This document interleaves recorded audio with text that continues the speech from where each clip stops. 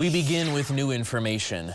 The market president and CEO of UP Health System Marquette is stepping down. UPHS says Gar Atchison accepted a position closer to family in his hometown of Petoskey after serving in his most recent position since 2019.